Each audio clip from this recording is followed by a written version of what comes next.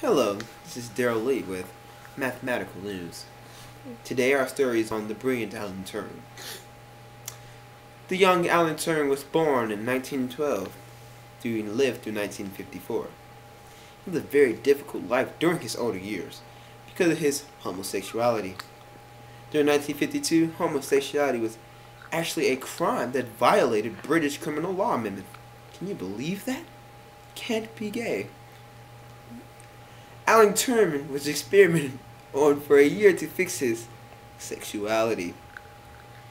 Drug therapy was an experiment at the time, but he believed that it could reverse the effects of his homosexuality.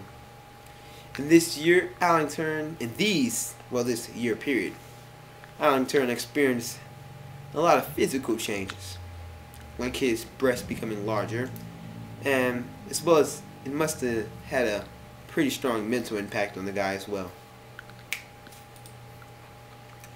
Turing was involved in the World War II and received the OBE Award, Order of the British Empire. His work was devising a machine that broke the German Enigma, which is a encipher and decipher for the German military messages, if you don't know.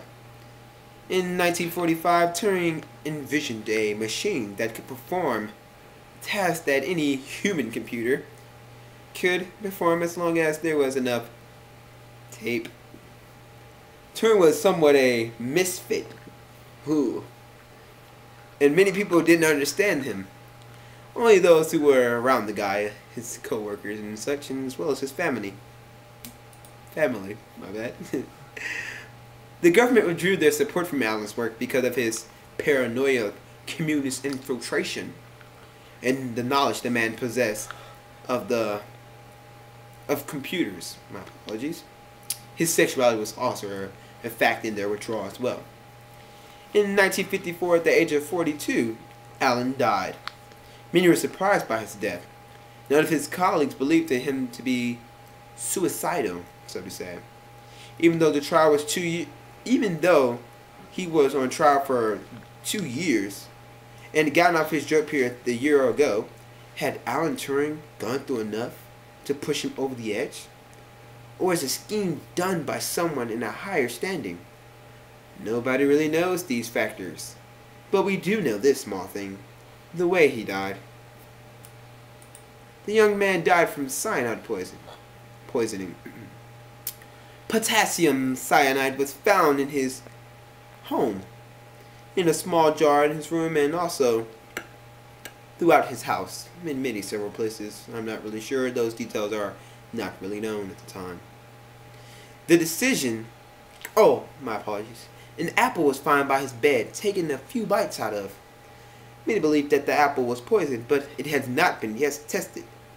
As soon as these few details were found throughout his home, many came to the conclusion that he had poisoned the apple and eaten it.